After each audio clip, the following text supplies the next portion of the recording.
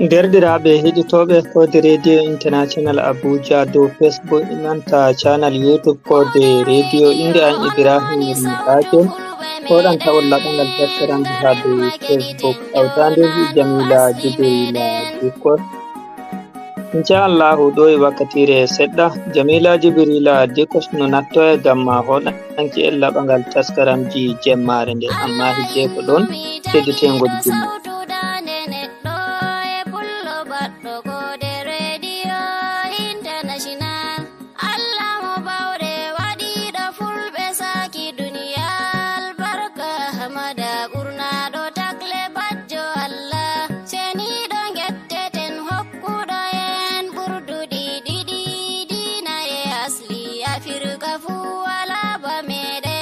Islama abba men pula ku yendu inna meden Kode Radio sautundu men international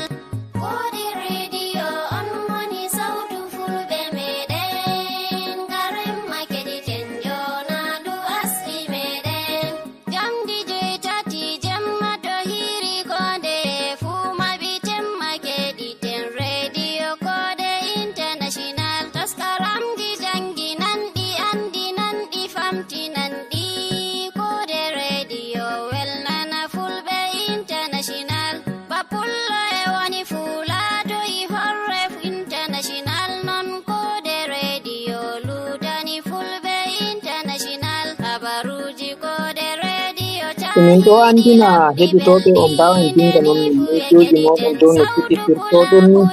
aiga toye fuu gonɗon ha dow Facebook amin ko YouTube amin min ɗo heɗiti mijoji moɗon ragare taskaram tan e rare goɗɗi nder mijoji ɗum jon ɗonnin suɗuɗuroɓe mawɓe jango woni hirde nde bacciɗo sautu Kode International durngol e demal jamuɗum risku siyasa duniyaru e faamu dina mako ɗo Kode International tariha baba men Shehu Usmanu bina Fodio taskaramji belɗiɗi fuɗo Kode International heɗi temma famoyen wa'inai yakeji meɗen albarka taskaram Radio Kode International Kode Radio on woni sautu fulɓe meɗen garem makedi tenjona du asli meɗen fulɓe Niger Nigeria Togo fulɓe Sudan Chadi e Guinea kedi ten Kode International hato fulɓe Masina Burkina Faso fulɓe Mali Cameroon e Gambia kedi ten Kode International fulɓe Futa Jalo Futa Toro Gabon Benin garem makedi ten Kode International jogen Madina men jagen pulaku yendu inna sana'aji bo jangen durande men international Kode Radio on woni sautu fulɓe meɗen garem makedi tenjona du asli meɗen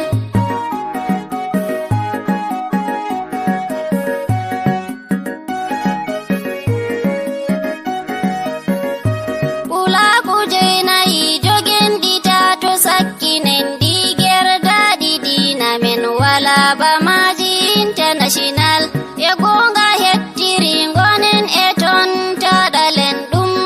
fewreta jabenta jamben international en ɗambo hunde men giɗindiren cakaji meɗen hawtemma hore men wallindiren international munyal bo en baɗeta to hafen mere nonnonde e nde ardinen jafindiren international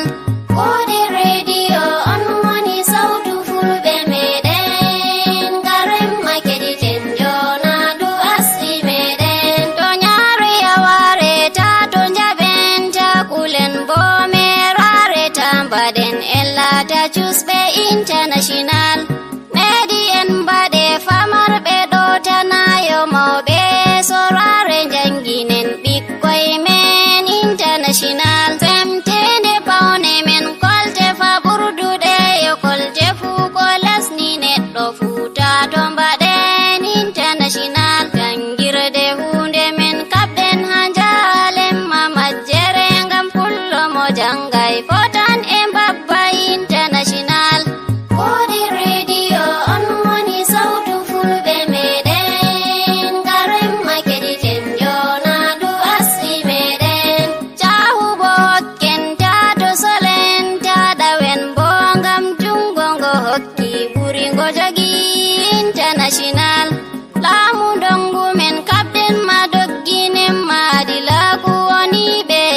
minta doya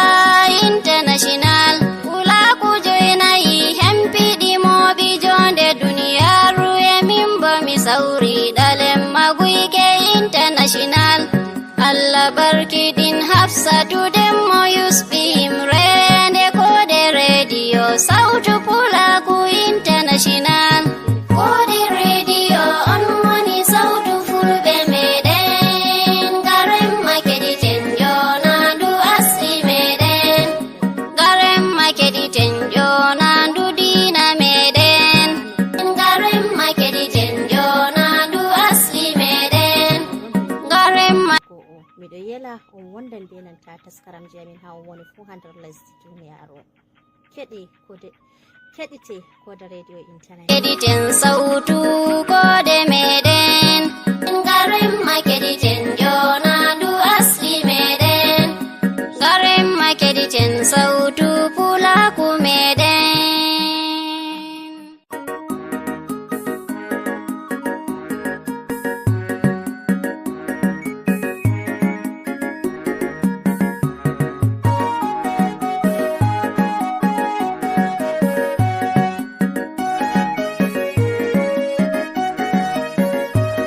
kode radio on woni sautu fulbe meden garem makediten jona du asli meden mino ka wala ko min poti min mbi'a ay on arti on timmini kode radio international kam sey yettore Allah accu on Allah wallu on Allah hawtu hoore meden Allah wallu demgal fulfulde be pulako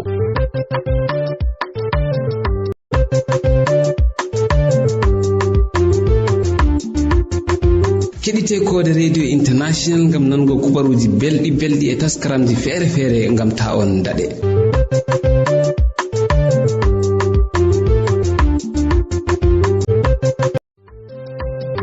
kala debbo yiɗi andugo dimu hoore mako fu o wonda be kode radio international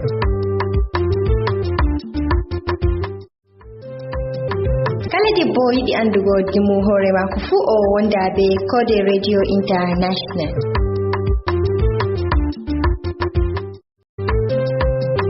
mino ka wala ko min poti min mbi'a ay on arti on timmini kode radio international kam sey yettore Allah accu on Allah wallu on Allah hawtu hoore meden Allah wallu demgal fulfulde be pulako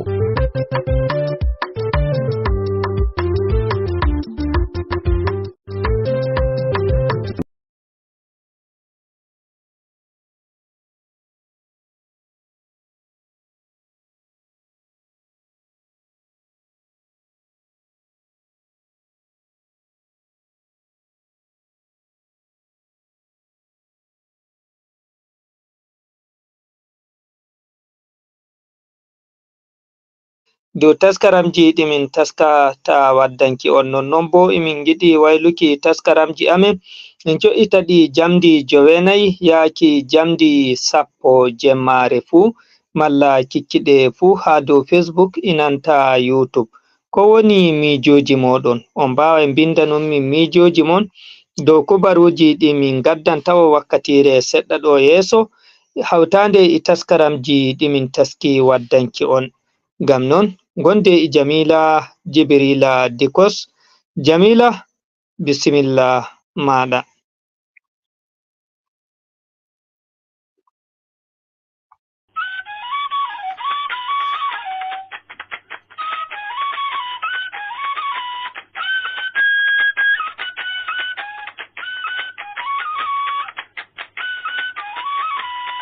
Emitan Jamila nastoyi gamma hoɗanki on laɗangal taskaramji ɗin min hani to'o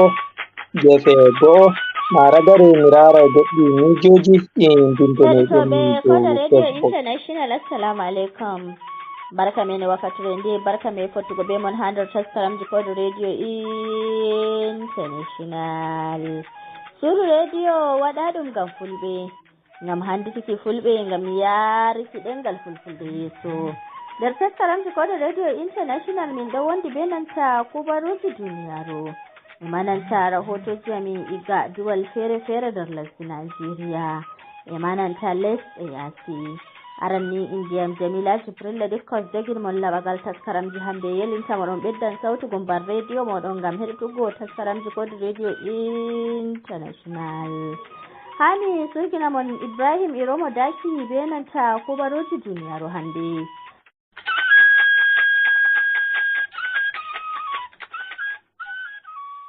derɗiraɓe heɗitoɓe wakkere fulfulde kode radio international abuja, assalamu aleykum, barka meɗen i jemmare nde.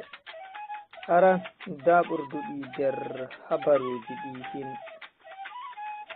ministajo ilmu mo nigeria farfesa tahir mamman andini wigo gila jonin nan wala derkejo bindayɗo fondo tinninki jangirde secondary to na hewti duuɓi 13. leydi mali andini jonde fofo ɓawo mayde yimɓe 30 sanadu paccam ndiyam. sakatarejo majalisaru kawtal leɗɗe windere nodditiri leydi israila e dental hizbullah ɓe jara ɓe mbatta laɓe maɓɓe nder holgo.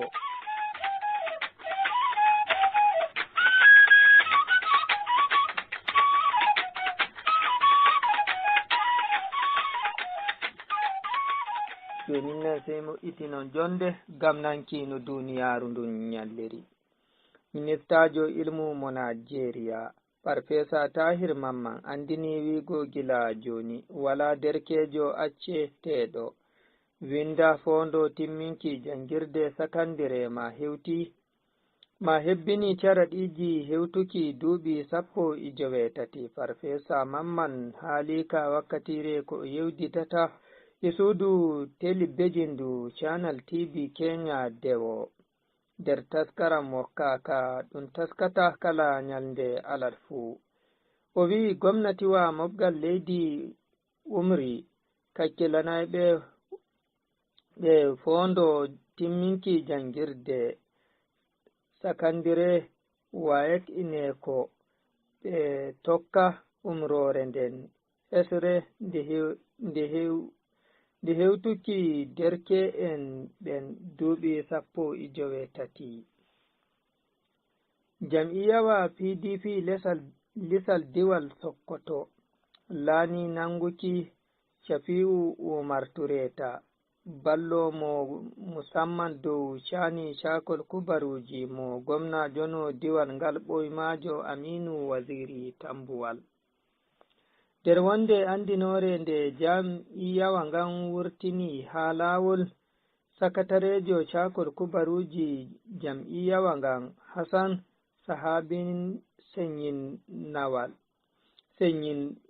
nawal mbi'i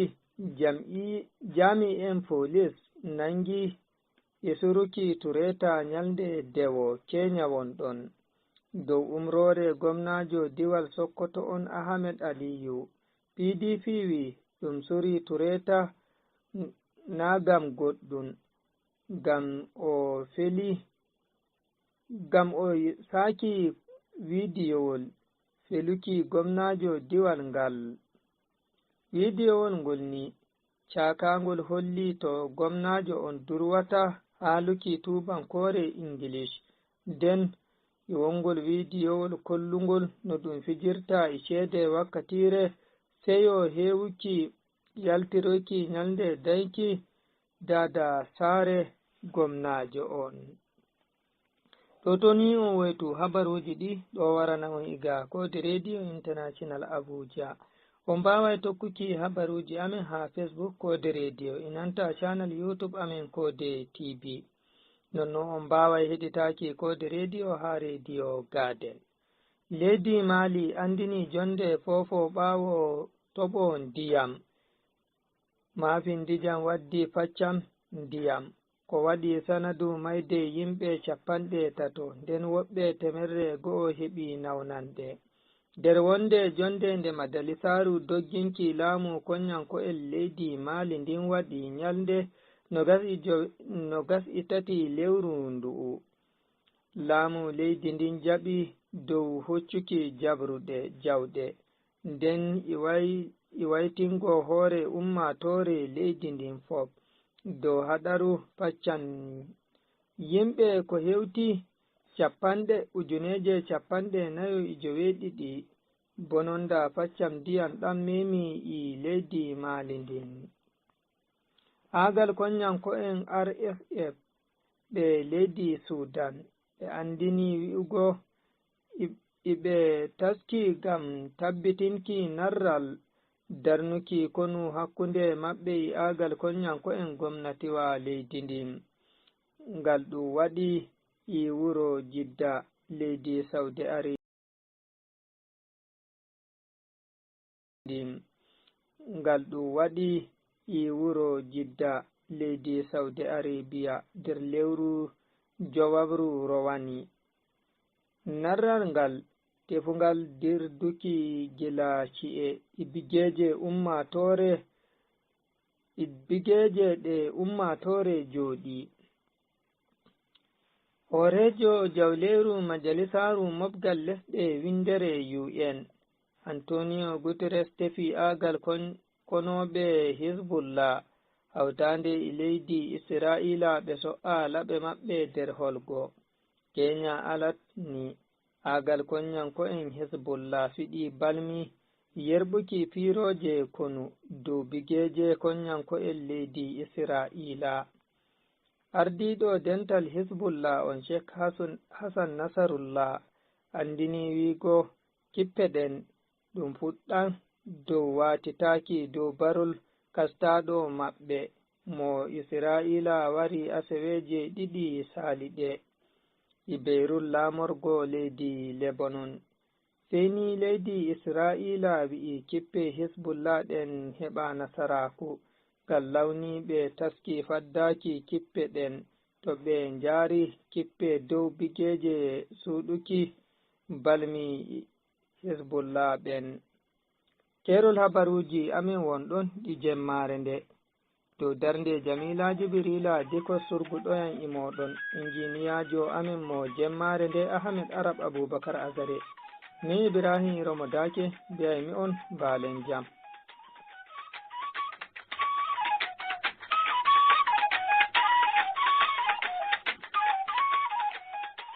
A yettama Ibrahim Romodake. miɗo nana belɗum heɗitago kubaruji Code Radio International ha kilohas 1765 deydey jamdi 7 yahango 7 e reta jamma agogo Nigeria Kamaru Niger enanta Chadi non bo jamdi 7 yahango 7 e reta agogo UTC. On ɗo heɗita Code Radio International. Min dawandi be nanta rahoto amin iga Kebbi les Nigeria hautade be nanta Abubakar Malami Bagudu. Ministajo hakkilango shanu cede mo leddi Nigeria andiraɗo Wale Edon wangini wigo jiha Kebbi e luttano jihaji goɗon e heɓan ballal cede kato nela biliyon 3 ngam tabbitinki ɗum magi shanu wato ibtila'u ɗum faccan ndiyam waddani de marori e lesɗe Nigeria wakkati wata bayanu e ragare asawere e ɗo en birni Kabi wakkati ministajo on yaliri dara koynon heɓi dow faccan ndiyam e belan ɗan ko memi nokkuje feere feere to ɗen remata maaro nden bo o wi'i gese ɗen memaɗe e yebre argungu fama o yaadi gilla e campagnewa heɓugo marori boɗuni andira ɗum wakoɗe ton argungu hawtade e gona jiha Kebbi Dr. Idris Nasiru Kauran Gwandu. Mr. Wale Odon wi'i sako wala fa majalisaru hakkilango shanu kiransu lesdi Nigeria jaɓake nden bo waɗi jungo wiigo hokkay ballal kandugal ko yata ceda naira biliyon 3 yaago jiha Kebbi e luttano jihaji laatiɗi paccan ndiyam memi geseje maaro muɗum e geseje nafa feere feere. Ministajo on ɓesdi wiigo sako wala fa majalisaru ɗum ɗi kilanta lesdi Nigeria wi'i ɗum hokkay ballal gal e jihaji ɗin hawtade fa e wato lamorde Nigeria de Abuja. Wakkati o yaari gilla kan e wakot kanko ministajo on o sako wala fa o nani belɗum makko sanne sanne no ɗum dogginiri shanu mo'itingo marori e sakago ni bo mo'ingoni fa e wattugo e cakuji o yi'i jiha Kebbi ni laatike jiha gonga yeeso haro remugo marori compagnie ganga wakon ni kanun tan heɓanay ujunedde himɓe golle gaɗeteɗe ɓawo nden bo o wangini wiigo ardiɗo lesdi Nigeria Bola Tinubu e woodi alkawal wiigo wadde laaɓi jahal yeeso ɓositinki shanu demal marori nden bo e heɓugo ko ñaame ko to e lesdi Nigeria e fu ɗum muñi nder iri jawabu ko gonajo on Dr. Nasiru Kauran Gwandu waɗata o wi'i o noddi kanko ardiɗo lesdi Nigeria Mr. Bola Tinubu yawna hokkugo ballal e jihaaji laatiɗi wato paccan ndiyam memaniɗo geseje muɗum ngam himɓe ɗumma yon nden wannere sanne oyide ɗum acci jiha Kebbi tan se ko wala fa i ñande fuu lesdi Nigeria e marori boɗuni ngam e laati geseje ɗuɗɗe kala jiha Kebbi fuu to ɗum remata marori noon gowna Kauran Gwandu o yii ɓe jawayi ko ardiɗo lesdi on waɗata amma ni ɗum yawna ɗum hokka ballal ngal en ngam ballal ngal en nde wallama fuu se ko wala fa paccan ndiyan ɗan to memi fuu ɗum waltira e goɗɗum oye ɓawde laati jon ndungu woɗɗike o yii ɗum daara wiigo e ɗum yottini ceeɗu nangi ma ɓe nanga e demal maaro wato nder wakkati nden bo ko moye gonɗo jiha Kebbi se ko wala demal maaro laatike corona tawa men e muɗum yata jawabu kanko mani wato hakkilaneɗo shanu wato kilanta risque Nigeria ministajo kilanta risque Nigeria Senator Atiku Abubakar Bagudu o wangini wiigo adiɗo Mr. Tinubu ardaki muɗum waddo e laaɓi ɗeɓreji ɓostinki shanu kilanta risque lesdi Nigeria o e fa e hawtade laawol gaɗɗetengol e ga Sokoto yaago Badakiri jiha Lagos nde timminama fuu e walla e demoɓe ngam heɓa nasaraku doggingo demetelle muɗum e fesenki ñameteɗum e ɗo en Nigeria kiyatoro gon ɗon Abubakar Malam Bagudo higga ɗo jehol Kebbi. A yettama Abubakar Malami Bagudu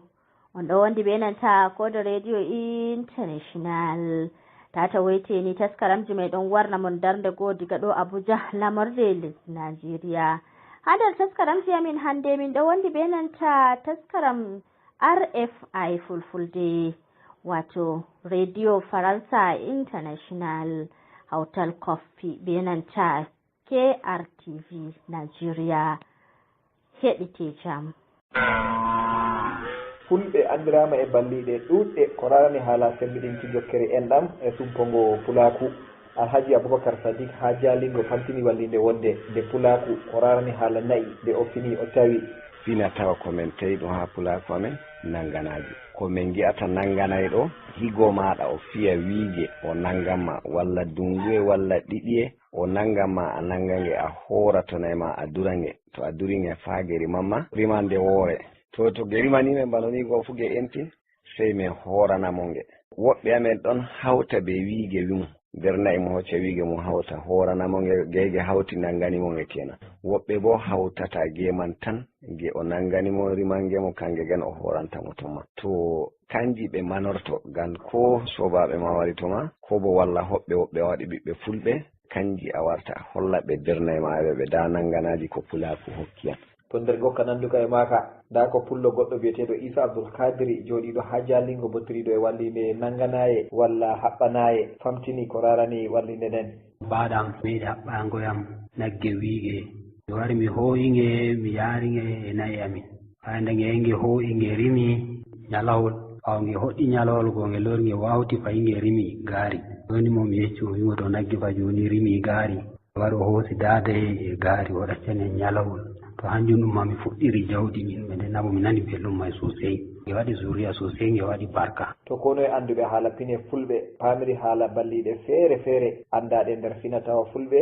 nda Dr. Aboubacar Oumar Guiré jangguinowo fulfulde ha jangguirde mawde nde andal elto jangguinoɓe andirande FC Ƴoola gaɗɗo bo wiɗito luggungo ko rarani fulfulde e pine fulɓe woodi ko ɓe mbiyata pulaku to leñol daari nayi maɗa pamɗiti an bo a woodi no dottaku ɓe kawtay ɓe moftoto wuro maɗa ko wuro higo ma goɗɗo ɓe gaɗane pulaku ɓe gaɗane kaɓɓanaji ɗuɗɗi moye fo haɓɓane kaɓanaji ɗin tan a wawa e ƴummina walde. Fulɓe e gaɗa ɗum ngam fintina risku e bandiraɓe e wondaɓe. To ɓaawa ɗon kadi to goɗɗo laami to heɓi ko arɗoku ko o lamminama goɗɗum mangu caka leyol kanji ma fulɓe e moftanamo cukkilaji eɓe kaɓɓanamo. Ɗum fuu fulɓe e gaɗa ɗum hakkunde muɗum ngam ɓamtanki bandirawo pullo risque muɗum ngam tonamo. Caggal noon e fulɓe to ɗum hawti leñol to ɗum hawti saare woore ko goɗɗo wola nagge o hokke nayi diilaji ɓe mbiyata ɗi emo diile emo yara kosam emo yaha o jaggano nayi hakkunde maako e derɗaɓe maako e ɓiɓɓe maako yaasi en ni andata o wala.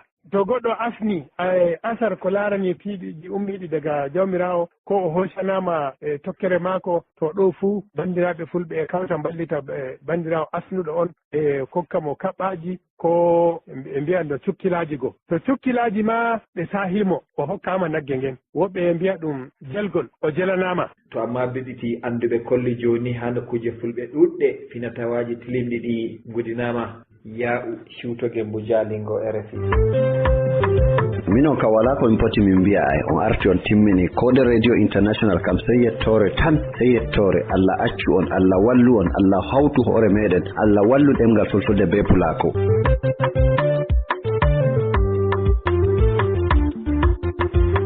enanta gimi fulɓe titanta wakkati rende.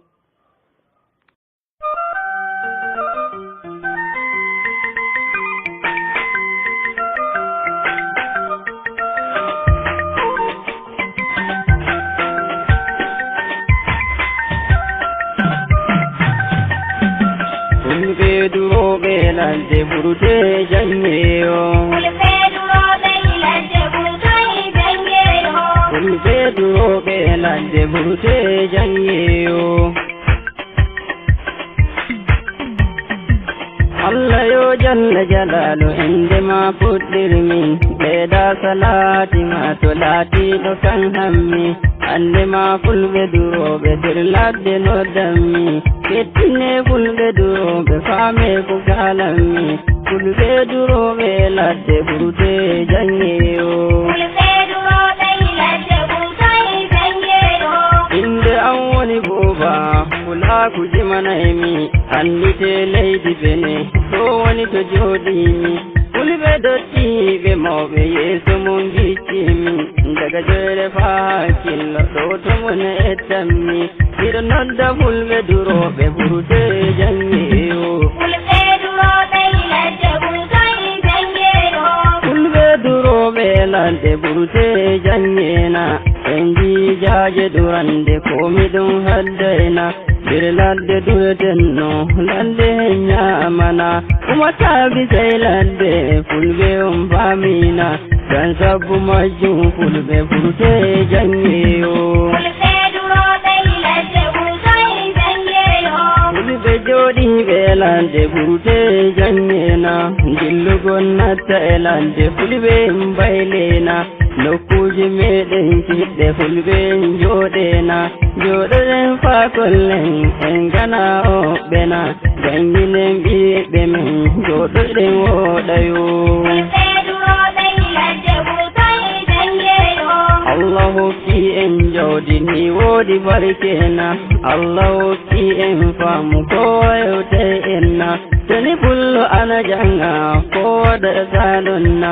amma bo ɓikkon fulɓe jande mum yeɓana ey fulɓe waylaɓe inde jandeyo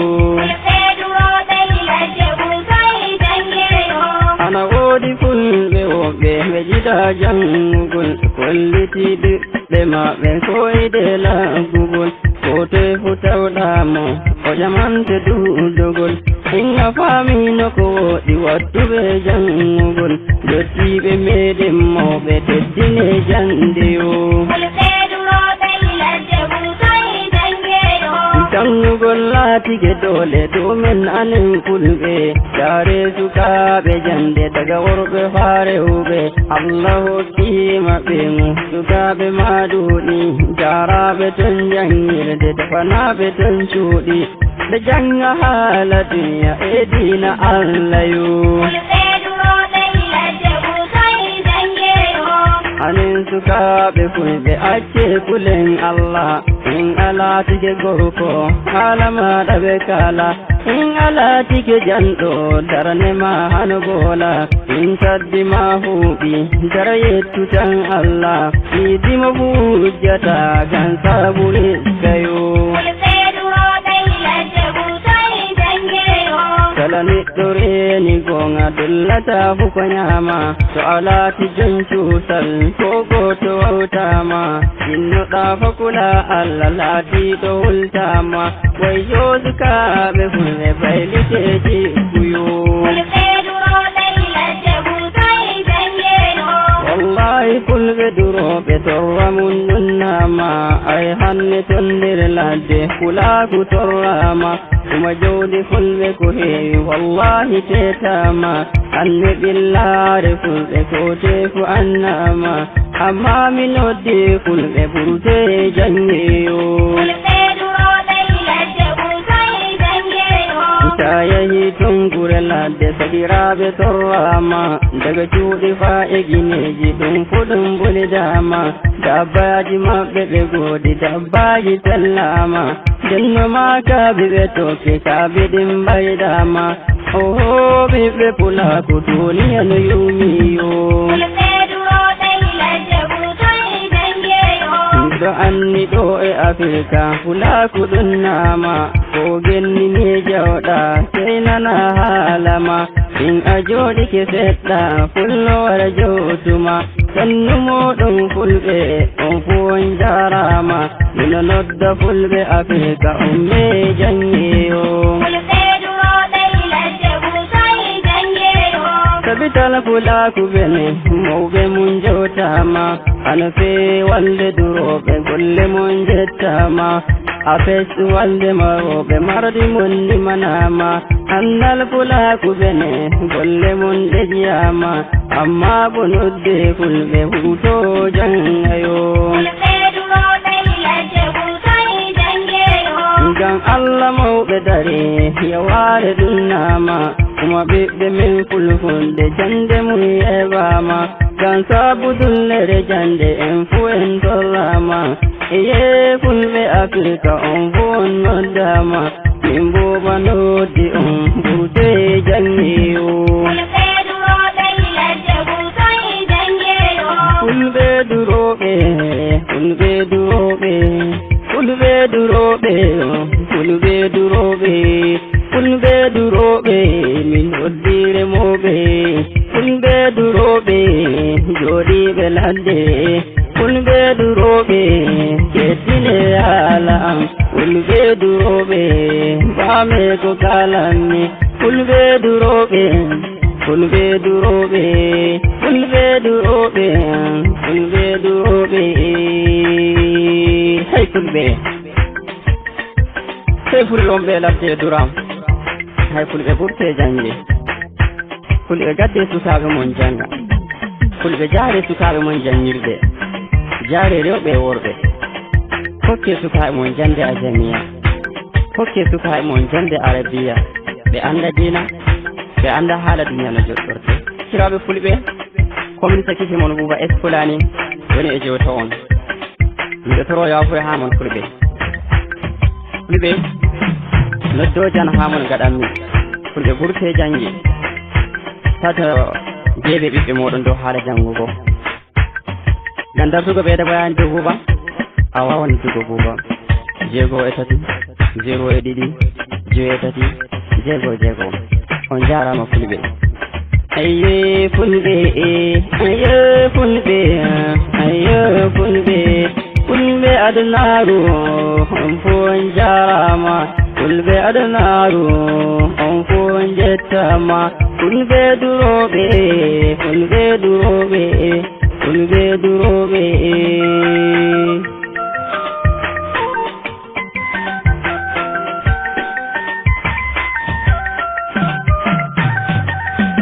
fulɓe duroɓe ladde ɓurde jangeyo fulɓe duroɓe ladde ɓurde jangeyo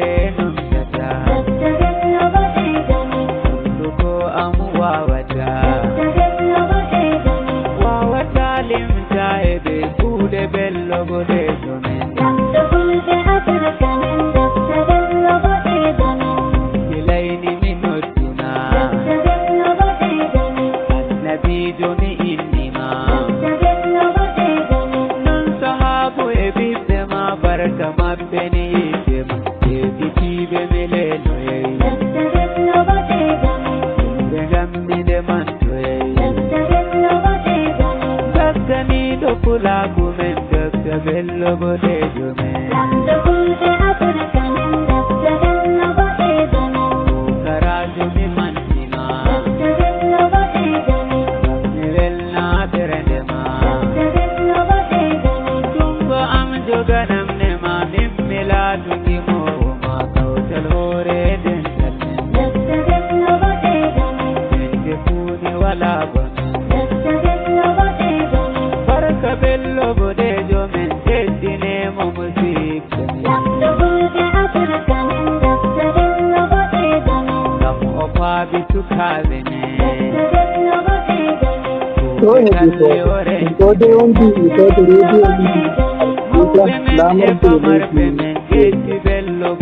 Dinde nonni miteji omon haɗo Facebook e radio hawtade channel YouTube amin koɗe ni Ibrahim Hamdake hawtade Jamila modern to Facebook mo hawta jamon ndeni to habaruji tekiti hawtade the number is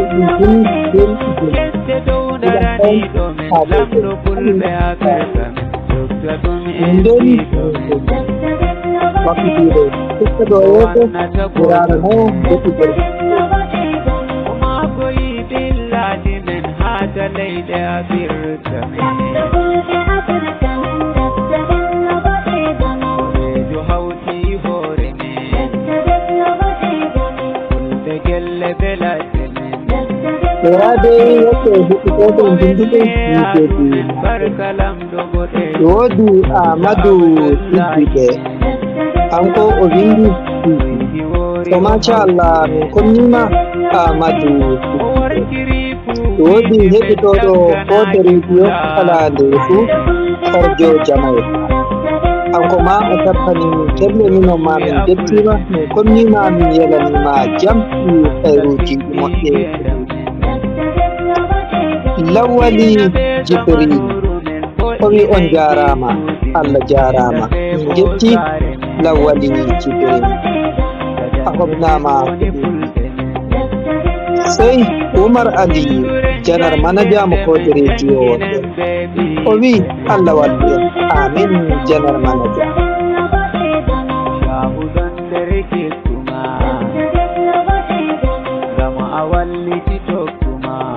Tono mafa on bawa binda non min mijoji monon ha dow Facebook amin inanta YouTube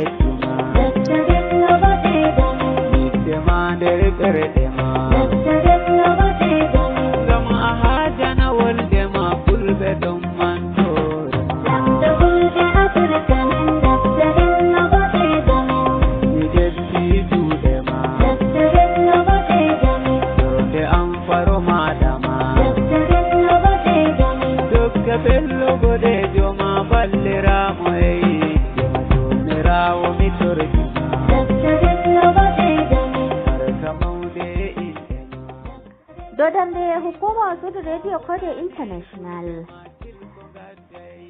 mo wodicin taskaram jihande Amata Arafa Abubakar Azare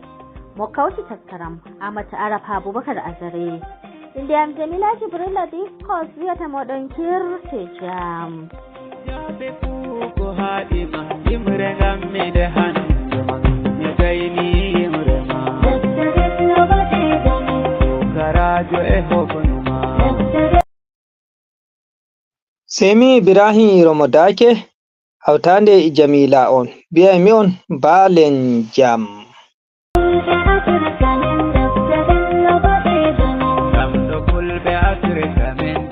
Bello